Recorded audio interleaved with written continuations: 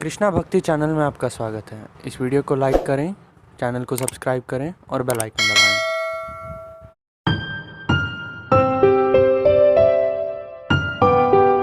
हरे कृष्णा, मैं संगीता आप सभी का कृष्णा भक्ति चैनल में हार्दिक स्वागत करती हूँ। इस वर्ष यानी 2021 देवउठनी एकादशी 14 नवंबर संडे को यानी रविवार को पड़ रही है।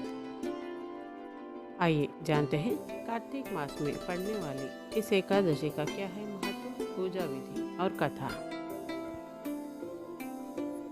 देवोत्थान एकादशी दीपावली के पश्चात आने वाली इस एकादशी को देवउठनी या प्रबोधिनी एकादशी भी कहा जाता है।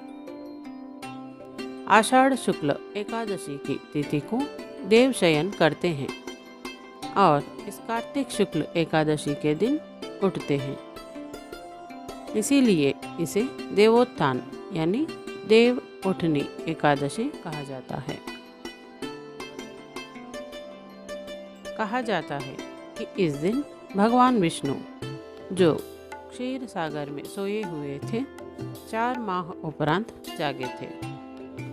विष्णु जी के शयन काल के 4 मासों में विवाह आदि मांगलिक कार्यों का आयोजन करना निषेध है। हरि के जागने के बाद ही इस एकादशी से सभी शुभ तथा मांगलिक कार्य शुरू हो जाते हैं।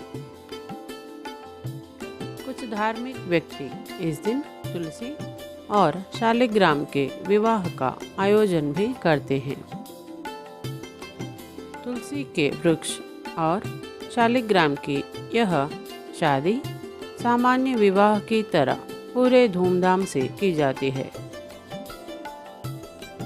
शास्त्रों में कहा गया है कि जिन दंपतियों के कन्या नहीं होती वे जीवन में एक बार तुलसी का विवाह करके कन्यादान का पुण्य अवश्य प्राप्त करें।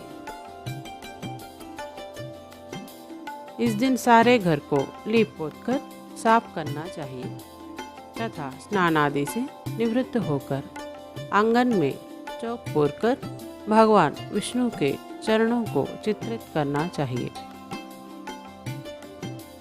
एक ओखली में गेरू से चित्र बनाकर फल, पकवान, मिष्ठान, बेर, सिंघाड़े, ऋतुफल और गन्ना उस स्थान पर रखकर परात अथवा डलिया से ढक दिया जाता है तथा एक दीपक भी जला दिया जाता है। रात्रि को परिवार के सभी वयस्क सदस्य देवताओं का भगवान विष्णु सहित विधिवत पूजन करने के बाद प्रातःकाल भगवान को शंख, घंटा, घड़ियाल आदि बजाकर जगाते हैं तथा इस प्रकार कहते हैं: उठो देवा, बैठो देवा, अंगुरिया चटकाओ देवा। इसके बाद पूजा करके कथा सुनी जाती है।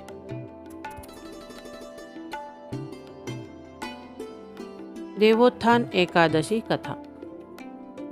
एक समय भगवान नारायण से लक्ष्मी जी ने कहा, हे नाथ, अब आप दिन रात जागा करते हैं और सोते हैं तो लाखों करोड़ों वर्ष तक वो सो जाते हैं तथा उस समय समस्त चराचर का नाश भी कर डालते हैं।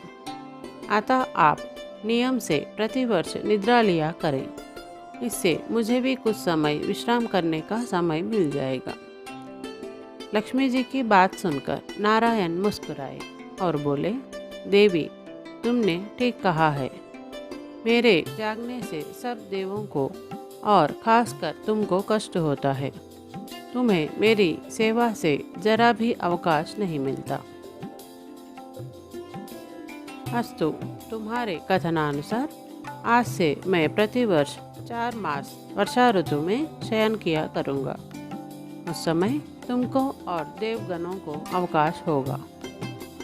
मेरी यह निद्रा अल्प निद्रा और प्रलयकालीन महानिद्रा कहलाएगी। यह मेरी अल्प निद्रा मेरे भक्तों को परम मंगलकारी, उत्सवप्रद तथा पुण्यवर्धक होगी।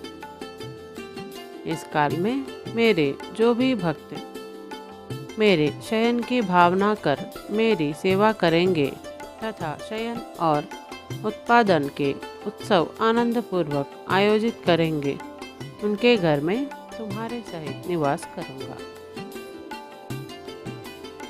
देवोत्थान एकादशी कथा समाप्त। जय बोलो श्री कृष्ण भगवान की जय। जय जय श्री राधे। आप सभी को देव उठनी एकादशी एवं तुलसी विवाह की हार्दिक शुभकामनाएं। मिलेंगे अगले वीडियो में। राधे राधे।